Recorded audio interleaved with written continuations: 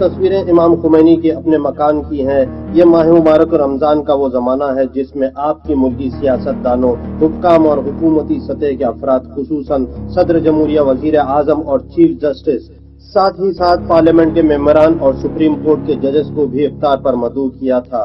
امام خمینی نے اس موقع پر کوئی تقریر نہیں فرمائی تھی، بلکہ صرف نماز مغرب و عشاء کی امامت کے فرائض انجام دیے تھے۔ أشهد أن محمدا رسول الله أشهد أن محمدا رسول الله حي على الصلاة حي على الصلاة حي على الفلاح حي على خير العمل حي على خير العمل أقامت الصلاة۔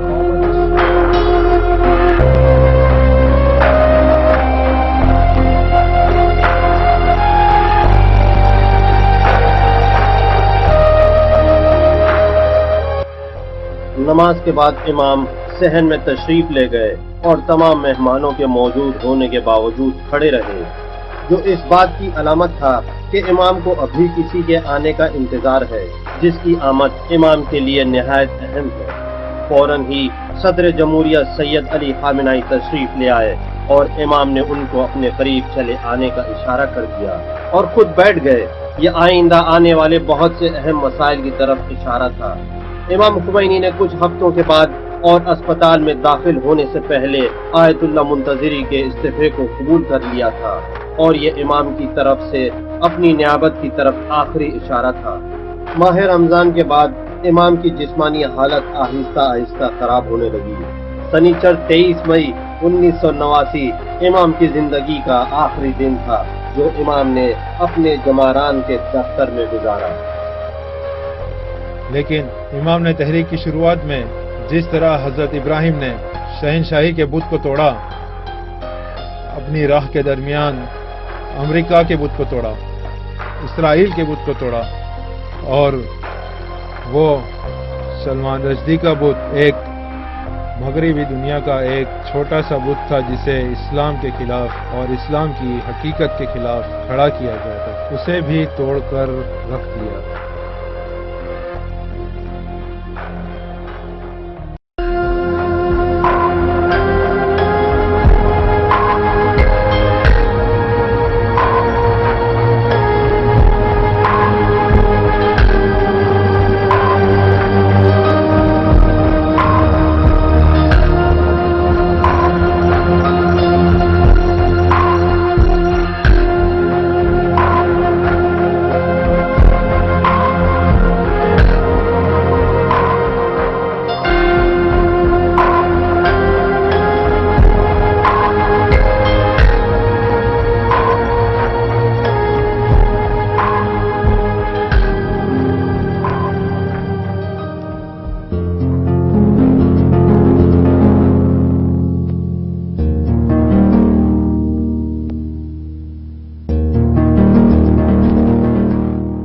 امام کو معدے کے کینسر کا مرض تھا، اور امام کو یہ مرض اس وقت سے پریشان کر رہا تھا جب امام نجف میں مقیم تھے۔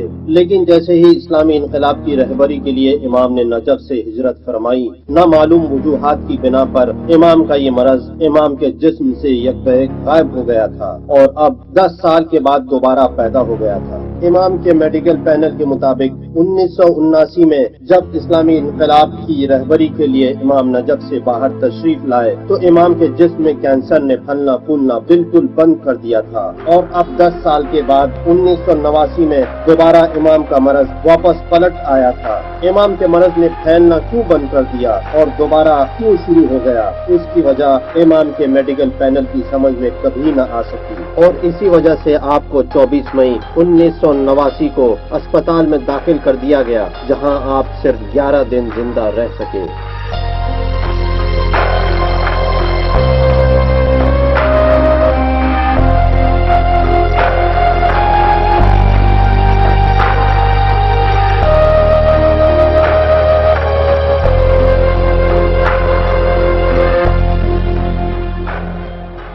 ان کو اپنی بیماری کے بارے میں کسی حد تک معلوم تھا، لیکن کیونکہ انہیں خداوند متعال پر بھروسہ تھا تو کبھی ڈرے نہیں، اور جب بھی انہیں دل میں درد ہوتا اور ہم ان کی خدمت میں جاتے تاکہ چیک اپ کرے، ہمیں تعجب ہوتا کہ ہم پریشان ہیں، اور وہ حرکتوں سے، ہمارے چہروں سے سمجھ جاتے کہ کوئی اہم بات ہے، تو وہ ہمیں تسلی دیتے تھے۔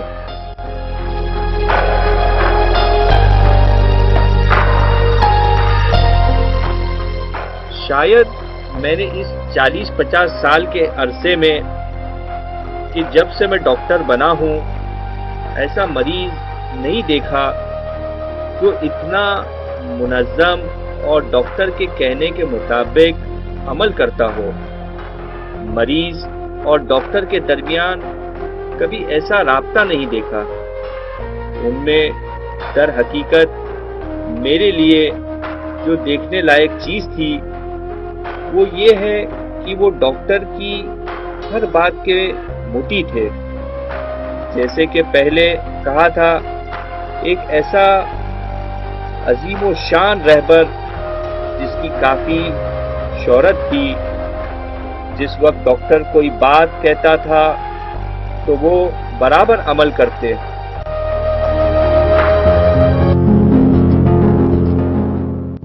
امام قومی مسائل سے متعلق کافی سنجیدہ رہتے تھے، اور اسی وجہ سے امام ہمیشہ حکومتی سطح پر سید علی خامنئی، ہاشمی رفسنجانی جیسے ذمہ دار افراد کو جو امام کے شاگرد تھے طلب کر لیا کرتے تھے۔ ساتھ ہی امام دن بھر کی خبروں کا خلاصہ سننے کے لیے رات کی آخری خبروں کو ضرور سنتے تھے۔ امام اپنے چھوٹے سے ریڈیو اور اخبارات کو خود سے کبھی دور نہیں رکھتے تھے تاکہ دنیا بھر کی خبروں اور حالات سے آگاہ ہوتے رہیں۔ امام اپنے ان آخری 11 دنوں میں بھی متعلقہ افراد سے رابطے میں رہتے تھے۔ امام کی عادت تھی کہ وہ روزانہ ایران کے تقریباً ہر اخبار کا جائزہ لیتے تھے۔ وہ ایران ریڈیو کو سنتے تھے، اور خاص طور پہ ایران ٹی وی پر بھی اچھی خاصی ان کی نظر رہتی تھی، اور بالخصوص ایران ٹی وی پر آنے والی خبروں کو بھی کثرت سے سنتے تھے۔ ایران ٹی وی پر نشر ہونے والے پروگرام پر نظر رکھنے کے ساتھ ساتھ دشمن کے چینل پر بھی اچھی خاصی نظر رکھتے تھے۔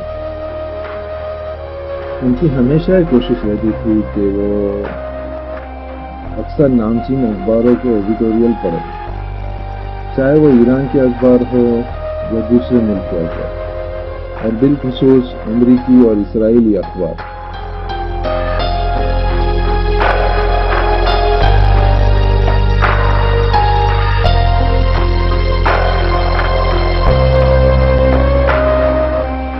جس وقت امام اسپتال میں داخل تھے، اسی دوران سید احمد خمینی اپنے والد کے ساتھ ہی اسپتال میں رہے اور مستقل امام کی دیکھ بھال کرتے رہے۔ جو لوگ احمد خمینی کو جانتے ہیں وہ ہمیشہ احمد خمینی کے اپنے والد سے محبت کا تذکرہ کرتے رہتے ہیں، خاص کر اس وقت کے بعد سے جب سے ان کے بڑے بھائی مصطفیٰ خمینی نجف میں باسی اور ساواک کے افراد کے ہاتھوں شہید ہو گئے تھے۔ سید احمد خمینی اپنے والد کے دایاں ہاتھ تھے، دفتر کے منتظم اور امام کے ہمراز تھے۔ ساتھ ہی جب تک احمد خمینی زندہ رہے کوئی عہدہ قبول نہیں کیا، یہاں تک کہ 1993 میں آپ کا انتقال ہو گیا۔ اس دوران وہ کافی مذاق کیا کرتے تھے، وہ بہت محبت سے پیش آیا کرتے تھے، وہ بہت ہی ہنسمکھ مزاج کے تھے، لیکن بہت ہی کم لوگوں کو ان کے اس مزاج کے بارے میں پتا تھا، کیونکہ ان کا یہ مزاج صرف بچوں کے ساتھ ہی تھا۔ وہ ہمارے ساتھ اور بچوں کے ساتھ مذاق کر رہے تھے، اور شیخ رفسنجانی سے کہا کہ وہ لوگوں سے کہیں کہ ان کے لیے دعا کریں کہ خدا انہیں قبول کرے گا۔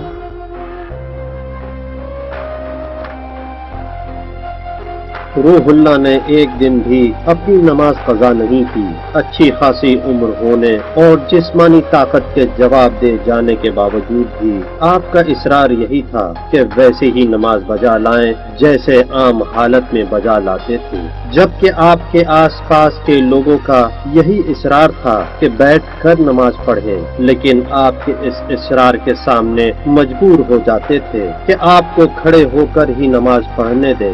ایسا لگتا تھا کہ 87 سال کا یہ کمزور انسان خدا کے حضور میں خضوع و خشوع کے بغیر حاضر نہیں ہو سکتا تھا اور بیٹھ کر نماز نہیں پڑھ سکتا، لہذا خدا کے حضور میں خجالت کی وجہ سے اپنے اوپر سختی کرتے تھے تاکہ کھڑے ہو کر نماز پڑھ سکیں۔ ایاک نعبد و ایاک نستعین، تسبیح خدا کرتے ہوئے سبحان ربی العظیم و بحمدہ۔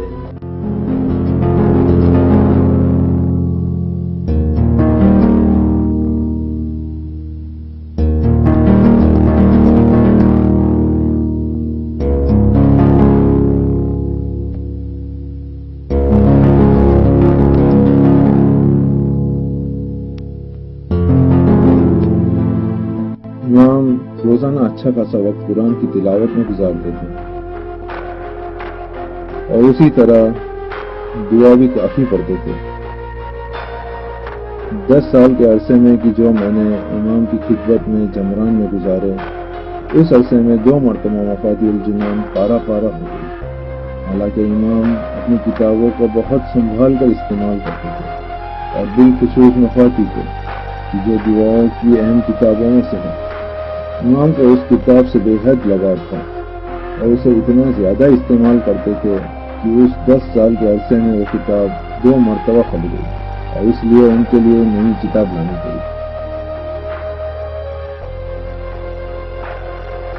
امام کی حالت روز بروز خراب ہوتی گئی اور اتنی خراب ہو گئی کہ آخری دنوں میں آپ اپنے بستر سے اٹھ بھی نہیں سکتے تھے۔ بسمه تعالی به اطلاع ملت شریف و عزیز ایران میرسانیم امروز در ساعت 3 بعد از ظهر در سیر درمان حضرت امام مد ظله العالی مشکلی پدید آمد. پزشکان با همه کوشش خستگی ناپذیر خود برای درمان حضرت امام به مراقبت‌ها و درمان‌های لازم سرگرمند. ڈاکٹرز نے فیصلہ کیا کہ امام کو آپریشن کے لیے آپریشن تھیٹر میں لے جایا جائے اور آپ کے معدے سے کینسر کے غدہ کو نکال لیا جائے۔ امام نے آپریشن سے پہلے یہ فرمایا، خمین میں میرے محلے کی مسجد کے امام کو میرے پاس لایا جائے۔ ایک دن آقا احمد نے مجھے فون کیا کہ امام کو مجھ سے کام ہے۔ میں امام کے پاس گیا اور کہا کیا حکم ہے؟ فرمایا میں آپ کو اپنا وکیل بناتا ہوں، خمین میں جو کچھ میرے والد کی طرف سے ارث میں مجھے ملا ہے اسے غریبوں اور مسکینوں میں تقسیم کر دو۔ انہی کے حکم سے مجھے خمین کا امام جمعہ مقرر کیا گیا۔ میں گیا تاکہ دیکھوں امام کو اپنے والد سے ارث میں کیا حاصل ہوا ہے۔ 4500 میٹر زمین امام کو اپنے والد سے ارث میں ملی تھی۔ میں نے شہداء کے خاندان خسرا کو ترجیح دی اور وہ ان کے درمیان تقسیم کر دی۔ ابھی اس زمین پر مکانات ہیں اور وہ لوگ وہاں رہ رہے ہیں اور اس جگہ کا نام امام اسٹریٹ رکھ دیا گیا ہے۔ آپ توجہ کریں کہ ایک ایسا انسان آ کر انقلاب لاتا ہے اور پھر کچھ سالوں تک اس کی رہبری بھی کرتا ہے۔ جب دیکھتے ہیں تو دنیا سے کچھ بھی نہیں چاہا، نہ مال نہ دولت، حتیٰ عہدہ بھی۔ فرماتے تھے مجھے خوشی ہوگی اگر رہبر کہنے کے بجائے خدمت گزار کہیں۔ آپریشن کے بعد امام خمینی کی حالت بگڑتی گئی اور ڈاکٹر ان کے مرض پر قابو نہیں کر پا رہے تھے۔ ایسا کوئی نہیں کہ جس نے امام کو کبھی شکوہ کرتے سنا ہو۔ امام نے اپنی زندگی کے آخری لمحے تک خود کو خدا کی حمد و ثنا میں مشغول کر رکھا تھا۔ 3 جون شام کے 3:30 بجے اب امام کے انتقال میں کچھ ہی گھنٹے باقی تھے۔ سانس بڑی مشکل سے رک کر چل رہی تھی۔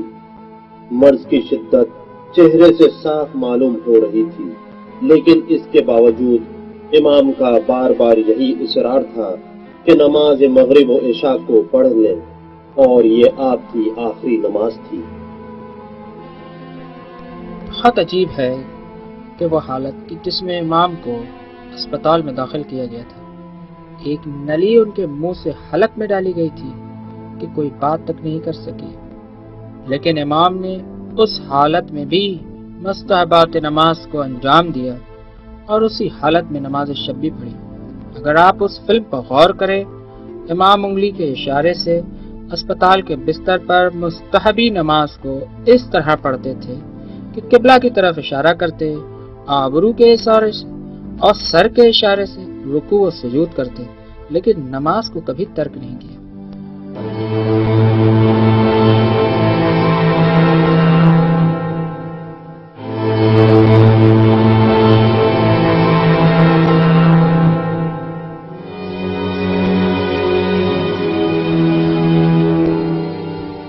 امام کے سر، ان کی آنکھوں اور ان کے ہاتھوں کے اشاروں سے پتہ چلتا تھا کہ وہ رکوع اور سجود کرتے تھے، اور آخر میں وہ خدا کی حمد و ثنا کرتے ہوئے اس دنیا سے چلے گئے۔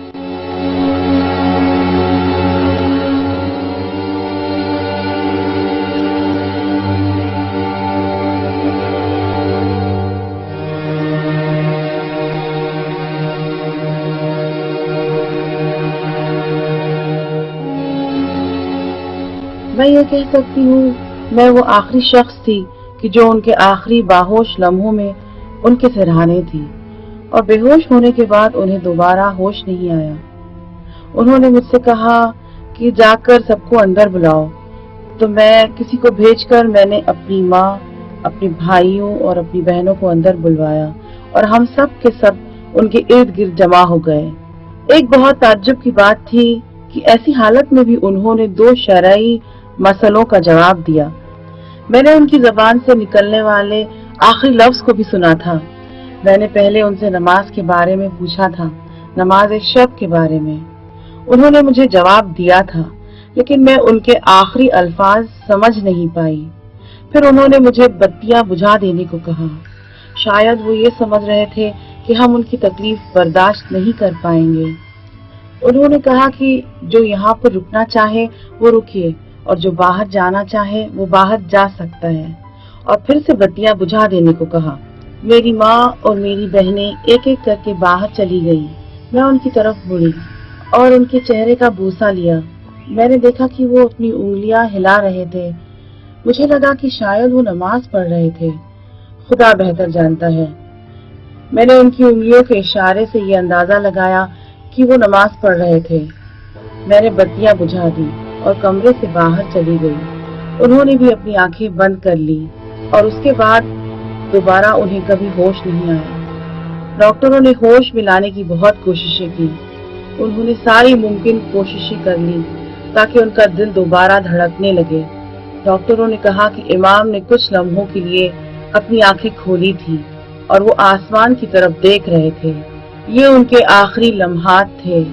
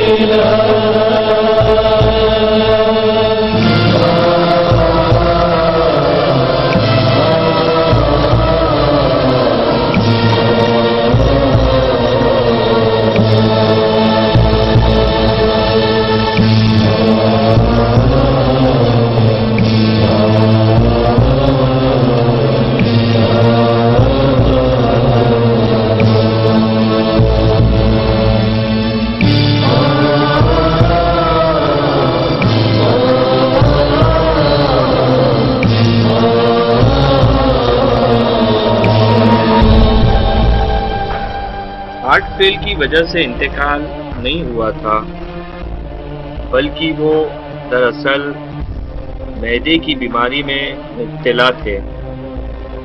لامفل نام کا کینسر تھا اور ان کی موت اسی کی وجہ سے ہوئی۔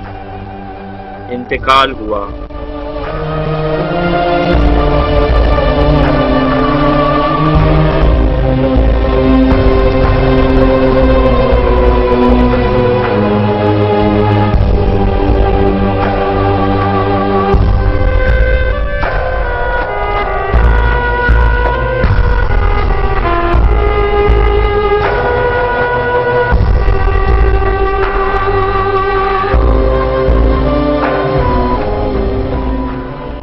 آخر کار امام خمینی شب شنبے 28 شوال بمطابق 3 جون 1989 کو 87 سال 9 مہینے 10 دن کی عمر میں اس دار فانی سے دار بقا کی طرف کوچ کر گئے۔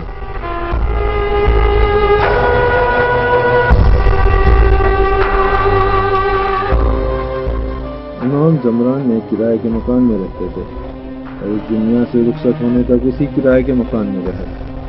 امام کو غسل و کفن آدھی رات میں اسی کرائے کے مکان میں دیا گیا۔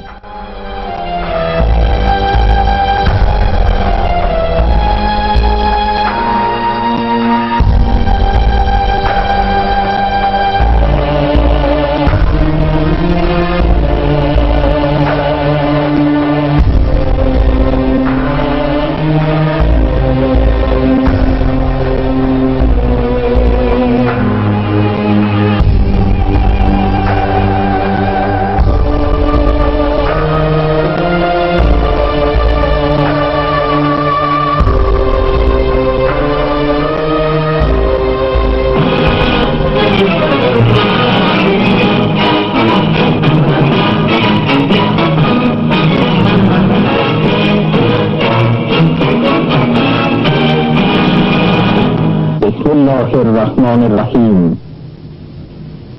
انا للہ و انا الیہ راجعون۔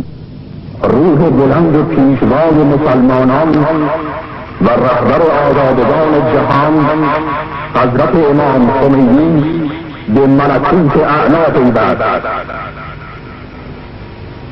به همین مناسبت از سوی حجت الاسلام سید احمد خمینی فرزند امام خمینی بیانیه‌ای به این شهر منتشر شد. امام کے فرزند سید احمد خمینی نے آپ کی رحلت کی رات میں بیان جاری کیا جو جمہوریہ اسلامی ایران کے سرکاری ٹیلی ویژن سے نشر کیا گیا۔ امام کا دفتر بند کر دیا گیا ہے اور شرعی رقوم نیز خمس و زکوٰۃ قبول کرنے کے سلسلے میں فی الحال دفتر معذور ہے۔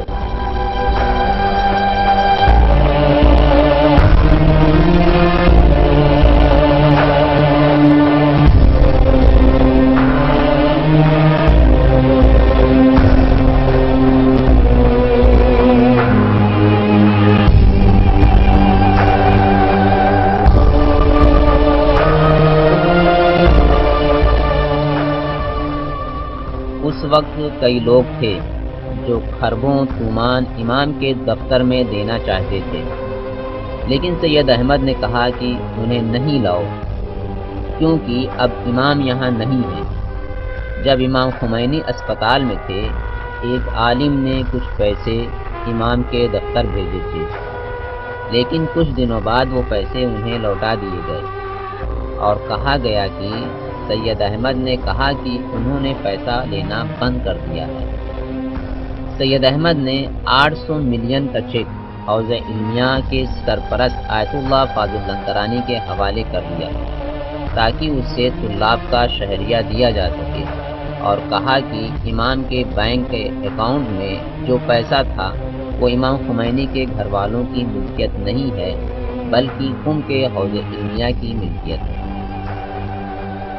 امام خمینی کے دفتر میں موجود تمام شرعی رقوم کو آپ کی رحلت کے بعد حوض علم قم کے دینی طلاب پر صرف کر دیا گیا۔ امام کے اہل خانہ نے ان رقوم کے مصرف میں نہ تو کوئی دخالت کی اور نہ ان سے کچھ حاصل کیا۔ اس کے علاوہ سید احمد خمینی نے نہ تو اپنے والد کی زندگی میں اور نہ ہی آپ کے انتقال کے بعد جب تک خود زندہ رہے کوئی سیاسی عہدہ و منصب قبول نہیں کیا۔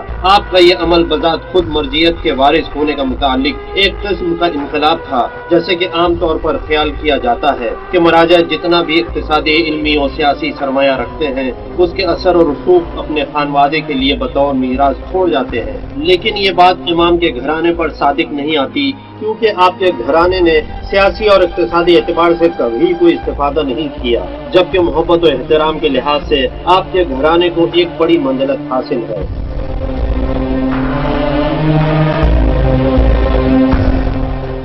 قم کے حوض علمیہ کے سرپرست آیت اللہ فاضل لنکرانی نے مجھے امام خمینی اور ان کے فرزند آقا احمد کی شخصیت کے بارے میں ایک دلچسپ بات بتائی تھی کہ ایک مرتبہ انہوں نے مجھ سے کہا کہ آقا احمد کی شخصیت کے بارے میں ایک اہم بات ہے جسے تمہیں جاننا چاہیے۔ میں نے پوچھا کہ وہ کیا بات ہے؟ انہوں نے کہا ایک دن کہ جب میں حوضے کا سرپرست تھا، سید احمد نے مجھے فون کیا اور کہا کہ حوضے کے سبھی مدرسین کو اطلاع کر دو کہ وہ ان سے کچھ بات کرنا چاہتے ہیں۔ جب سبھی جمع ہو گئے تو ہم نے دیکھا کہ سید احمد ایک بڑی تھیلی کے ساتھ بیچ میں بیٹھے ہوئے ہیں۔ ہم نے پوچھا کہ اس میں کیا ہے؟ انہوں نے جواب دیا کہ اس میں تحفہ اور ہدیہ ہے جسے امام کے چاہنے والوں نے امام کو دیا تھا۔ پیسے ہیں اور سونا بھی ہے، اور ہم امام کے گھر والے اسے استعمال نہیں کرنا چاہتے، اس لیے میں اسے یہاں لے آیا ہوں تاکہ اس پیسے اور سونے سے طلاب کا شہریہ دیا جا سکے۔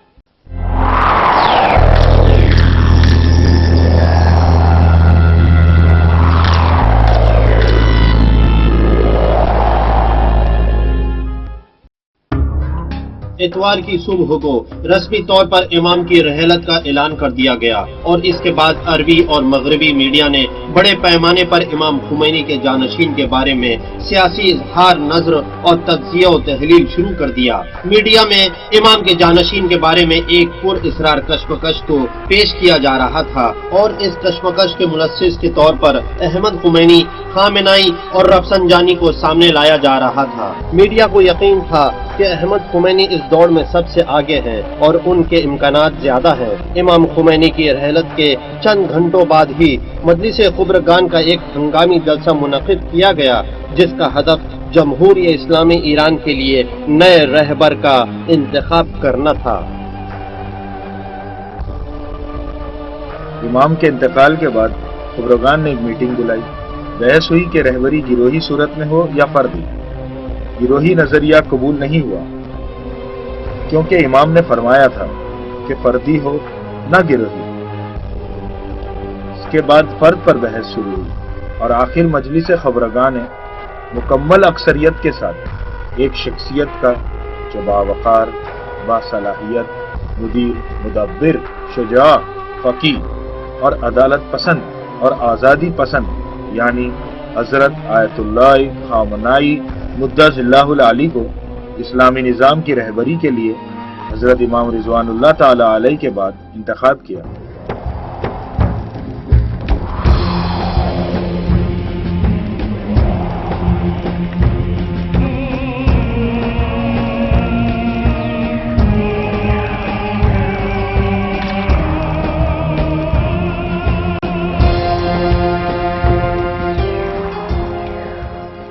امام خمینی کی رحلت سے 40 سال پہلے سے لے کر ہر مرحلے پر امام خمینی کے سید خامنائی کے ساتھ سلوک ایک خاص اہمیت کی طرف اشارہ کرتے تھے، اور انقلاب اسلامی کے کامیاب ہونے سے پہلے اور انقلاب کے کامیاب ہونے کے بعد بھی آیت اللہ خامنائی نے ایک بہت ہی اہم کردار ادا کیا تھا۔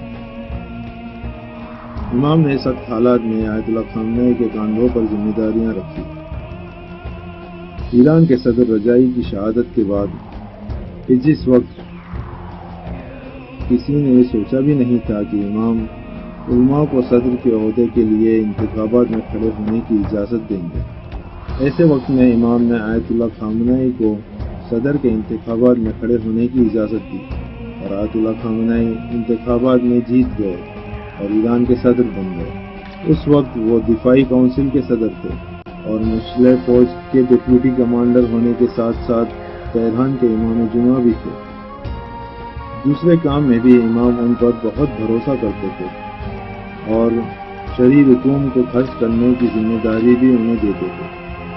جس وقت میں امام کے دفتر میں کام کرتا تھا، میں نے کئی مرتبہ دیکھا ہے کہ جب کسی دوسرے ملک سے پیسہ آتا یا کوئی سونا دے جاتا تھا تو امام ہمیں حکم دیتے تھے کہ اس رقم کو سیدھے آیت اللہ خامنائی کو دے دیا جائے۔ امام ایسی چیزوں میں آیت اللہ خامنائی پر بہت بھروسہ کرتے تھے اور جبکہ امام کی نظر میں یہ ذمہ داری بہت حساس تھی۔ میں خود اس بات کا گواہ ہوں کہ میں نے امام کو کہتے سنا ہے کہ اس رقم کو آیت اللہ خامنہ ای کے حوالے کر دیں۔ اس کے علاوہ دفتر کے کام ختم ہو جانے کے بعد امام خمینی کے ساتھ میں ایک میٹنگ ہوا کرتی تھی، لیکن وہاں پر بھی آیت اللہ خامنہ ای ایک استثنا ہے۔ جب بھی وہ وہاں آتے تو امام کہتے کہ انہیں کبھی انتظار نہیں کروایا جائے اور ہم سے کہتے کہ اپنے کاغذات کو جمع کرے اور آیت اللہ خامنہ ای کے جانے کے بعد میں ہم دوبارہ بیٹھیں گے۔ امام کا یہ خاص سلوک اس بات کی طرف اشارہ کرتا ہے کہ امام کی نظر میں آیت اللہ خامنہ ای کا ایک عظیم مقام تھا۔ جی ہاں، میرا ماننا یہی ہے کہ پورے ایران میں امام کے جانشین کے لیے سب سے بہترین شخص آیت اللہ خامنہ ای ہی تھے، کیونکہ حوزہ ان سے مانوس تھا، ہم بھی انہیں جانتے تھے اور امام بھی ان سے اچھی طرح واقف تھے۔ دراصل امام نے اپنے کچھ بیانات کے ذریعے سے اس مرحلے میں ہماری مدد کی تھی، جس میں وہ ہم سے کہا کرتے تھے کہ خامنہ ای ہمارے رہبر بن گئے ہیں، اور مجلس خبرگان بھی ان سے اچھی طرح مانوس تھی، ہمیں ان کا انتخاب کرنے میں کوئی مشکل پیش نہیں آئی۔ دنیا بھر کے اخبارات اور میڈیا نے سید احمد خمینی کی زبانی آیت اللہ خامنہ ای کے ولی فقیہ ہونے کو بیان کیا تو دنیا کے مبصرین اور سیاسی نظریات پر بحث کرنے والوں نے اس بات پر نہایت تعجب کا اظہار کیا۔ اسی موقع پر کوہ مقننہ، قضائی، اجرائی اور تینوں افواج کے سربراہوں نے بھی آیت اللہ خامنہ ای کے ہاتھوں پر بیعت کی اور اس کے بعد نگاہیں مسلمانوں کے نئے رہبر کی طرف اٹھ گئیں کہ امام کے وصیت نامے کو پڑھیں۔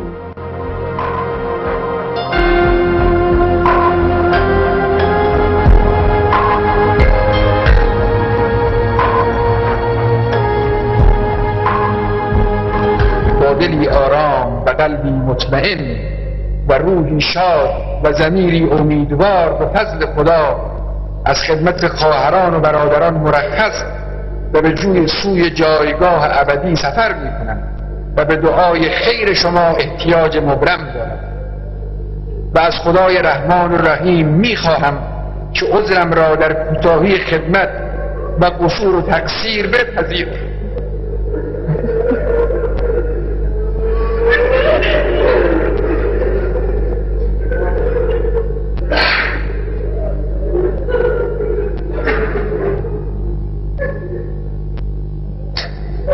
و از ملت امیدوارم که عذرم را در کوتاهی ها و قصورها و تقصیرها بپذیرند.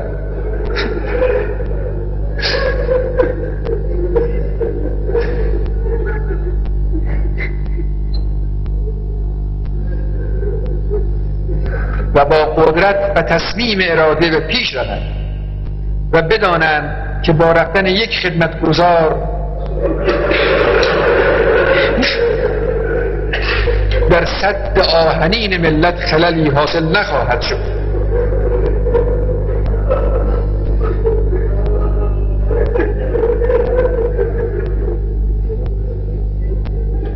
که خدمتگزاران بالا و بالاتر در خدمتند و الله نگهدار این ملت و مظلومان جهان است. و السلام علیکم و علی عباد الله الصالحین.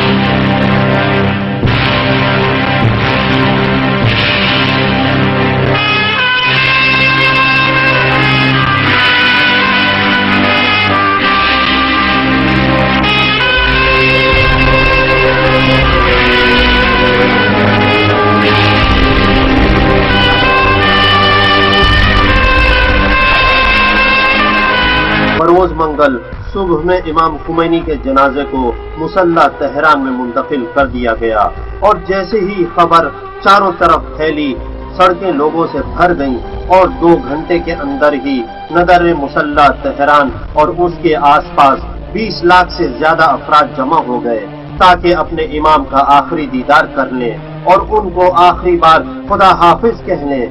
اس امام کو جس کے جیسا انسان ایران اور اس کے اطراف کے علاقے نے اس صدی میں تو کم از کم نہیں دیکھا تھا۔ تشیع جنازے کے منتظمین نے آپ کے جنازے کو زمین سے 3 میٹر کی اونچائی پر شیشے سے بنی ایک جگہ پر رکھ دیا تھا۔ دوسری طرف سینکڑوں ہزار لوگ چوک در چوک مصلی کی طرف آئے چلے جا رہے تھے۔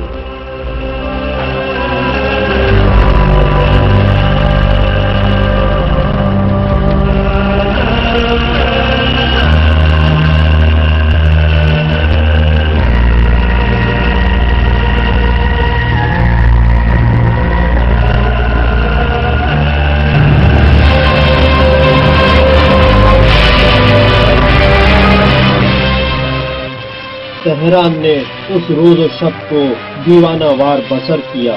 ایسا لگتا تھا جیسے لوگ اس بات پر یقین ہی نہیں کرنا چاہتے کہ امام رحلت فرما چکے ہیں۔ امام کے انتقال کی خبر گویا اس بجلی کی طرح تھی جو اچانک لاکھوں انسانوں پر آ گری تھی۔ ہزاروں لاکھوں لوگوں کی آہ و بکا، چیخے، نالے، غم انگیز نعرے اور ماتمی دستے، یہ سب اس عاشق قوم کا رد عمل تھا جو اپنے محبوب رہبر کے فقدان پر خون کے آنسو بہا رہا تھا۔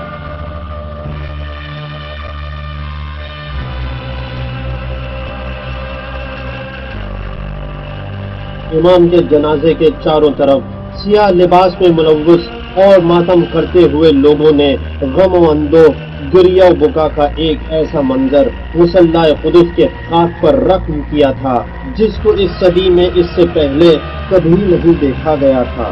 5 جون تہران کی تاریخ کا وہ دن ہے جب اس شہر میں چاروں طرف ایک قیامت برپا تھی۔ ایسا لگ رہا تھا کہ جیسے اسرافیل نے سور پھونک دیا ہو اور قیامت آ گئی ہو۔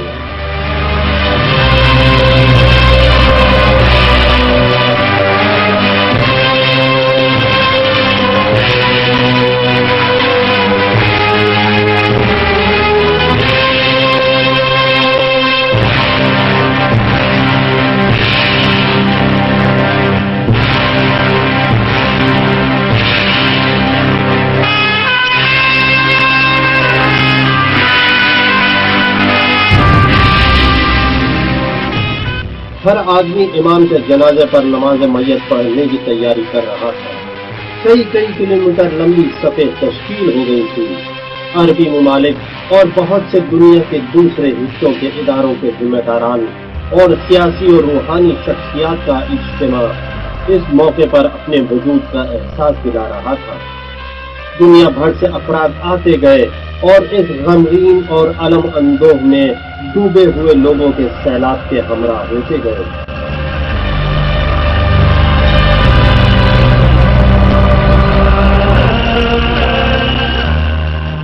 فروز منگل 7:30 بجے صبح آیت اللہ العظمی گل پیگانی نے امام کے جنازے پر امامت کے فرائض انجام دیے۔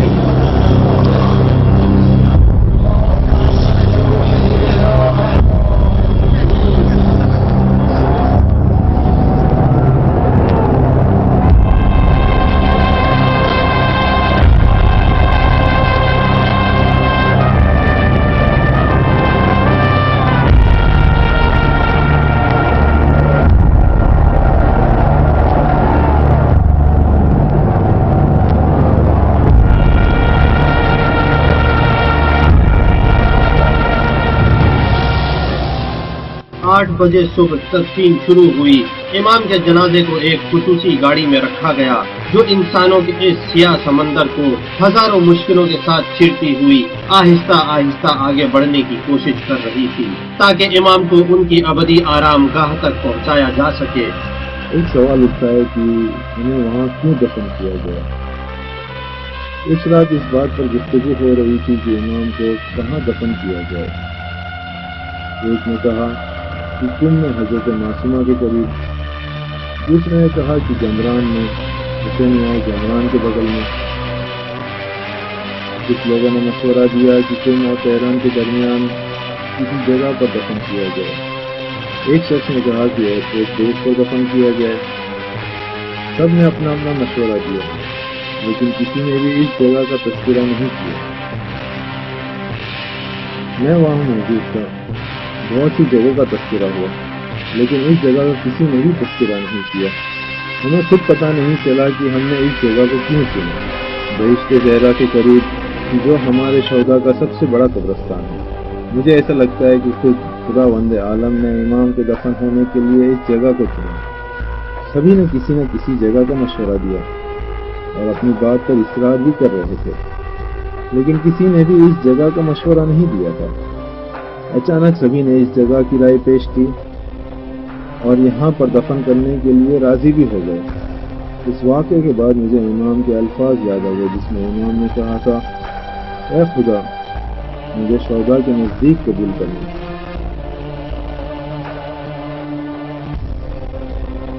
गाड़ी तदफीन के लिए आगे बढ़ने लगी। मुसल्लाए तेहरान से बहिश्ते ज़हरा के 20 किलोमीटर के फासले को गाड़ी बहुत धीमी रफ्तार से तय कर पा रही थी। तशी जनाजे शुरू हो चुकी थी। गाड़ी लोगों के हाथों पर मुअल्लक थी और आलम यह था कि गाड़ी एक तिनके की तरह लोगों के हुजूम के इस सैलाब में इधर उधर हो रही थी।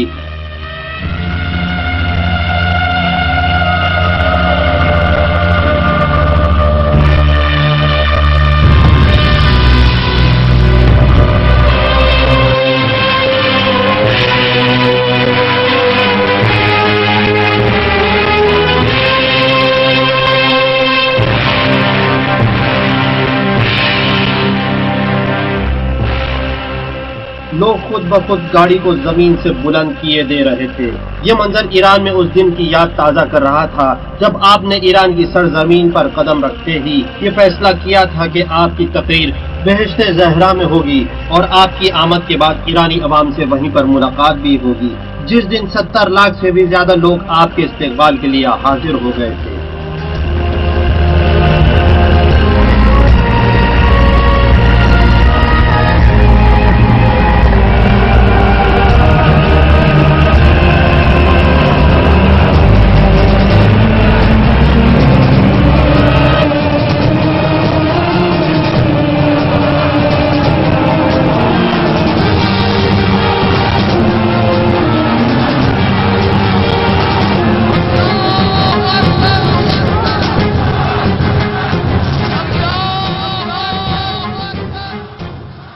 मुख्तलिफ किस्म के कौमी मसाइल बरसों तक ईरान के साथ जंग, इक्तिसादी पाबंदियां और ईरान के खिलाफ हर किस्म के गलत प्रोपेगेंडे पर मुश्तमिल इन 10 सालों में कोई इमाम की शख्सियत पर एक हल्का सा धब्बा भी नहीं दिखा सकता था, बल्कि उसके बरखिलाफ आप अपनी कौम के महबूब तरीन कायद और रहबर बनकर उभरे थे, जिसका सबूत 1 करोड़ 10 लाख लोगों पर मुश्तमिल वो इंसानी समंदर था जो आपके साथ आपकी अबदी मंजिल बहिश्ते ज़हरा तक आया था। इतने लोगों का ये इज्तिमा तारीख बशरियत के अहम इज्तिमाआत में से एक था। तारीख में ऐसा कम ही देखने को मिलता है कि इतने बड़े इंसानी मजमे ने किसी के तशी जनाजे की हो।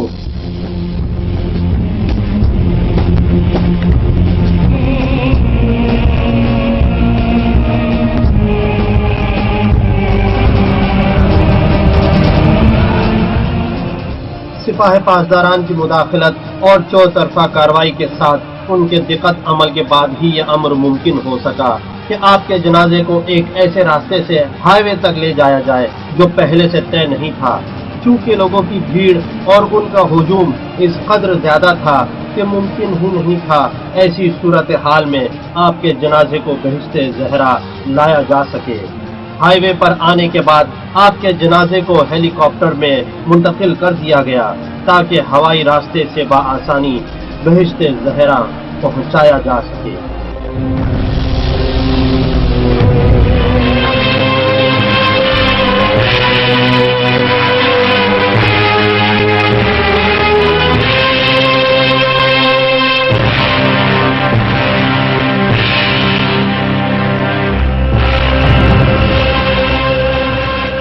जहां तदफीन होना थी वहां हेलीकॉप्टर नीचे उतर आया, लेकिन उसके नीचे उतरते ही जनाजे की मुंतजिर भीड़ बेकाबू हो गई और पुलिस और फौजी दस्तों के हलकों को तोड़ती हुई ताबूत की तरफ दौड़ने लगी। दीवानावार अपना सरो सीना पीटते हुए लोगों ने तबर्रुक समझकर कफन को पारा पारा कर दिया। पुलिस ने लाख कोशिश की, यहाँ तक कि हवाई फायरिंग भी की, लेकिन लोगों को तितर बितर करने में कामयाब न हो सकी। आखिरकार 1 घंटा गुजरने के बाद फौज ने इस मसले को इस अंदाज से हल किया कि आपकी मैयत को दोबारा हेलीकॉप्टर में रख दिया गया। हेलीकॉप्टर एक बार फिर परवाज कर गया और नजरों से ओझल हो गया ताकि आपको दोबारा कफन दिया जा सके।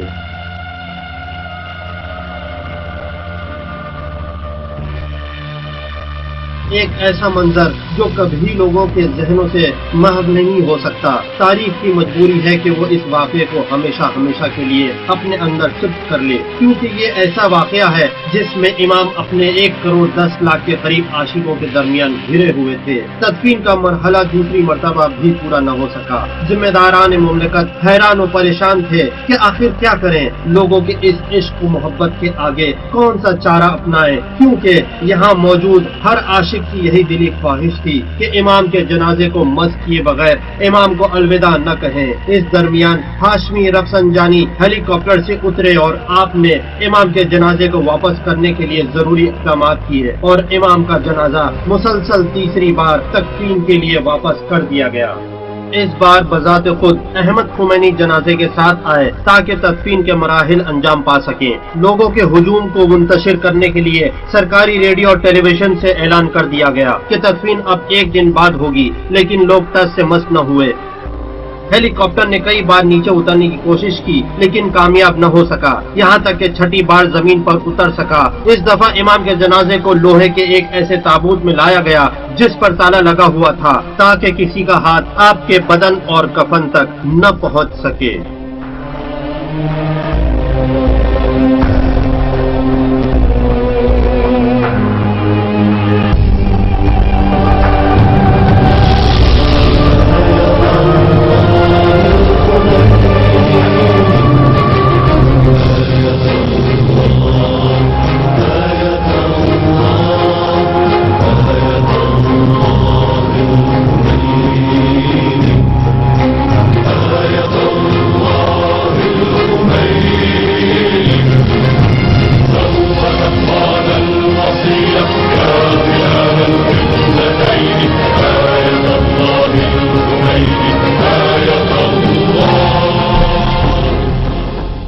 इमाम खुमैनी की पैदाइश को 100 साल से ज्यादा का जमाना गुजर चुका है। आज रहबर इनकलाबी इस्लाम के उन्वान से इमाम का नाम पूरी दुनिया में पहचाना जा चुका है। ऐसा रहबर जिसने 20वीं सदी के वाहिद इस्लामी इनकलाब को सर अंजाम तक पहुंचाया।